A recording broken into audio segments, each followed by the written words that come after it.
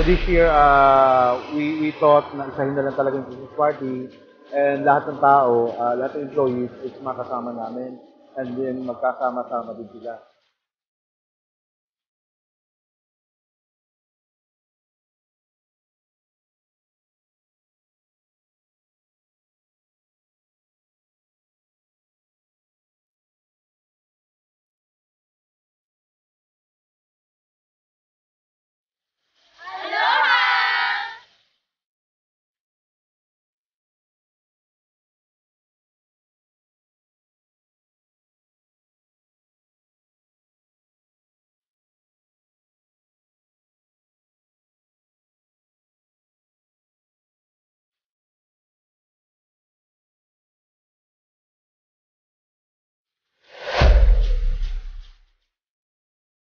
Sa pagsabak namin sa 2023, 2022, so alam namin maraming challenges and we know na maraming branches pa ang bubuksan namin. Pero with the employees right now na kasama namin, very optimistic kami na magiging maayos ang takbo ng 2022.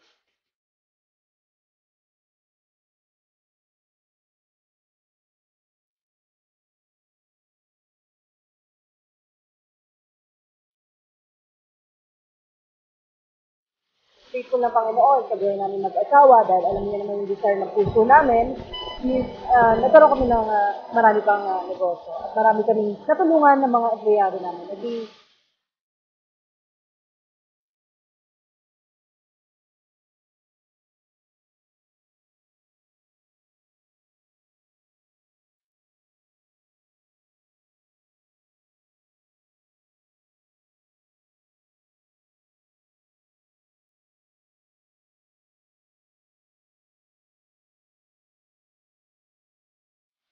So ayan, maraming salamat, no? Maraming salamat sa pag-stay.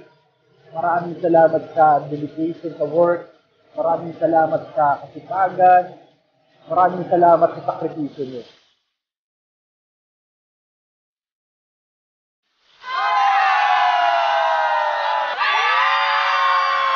Tuloy lang natin, no?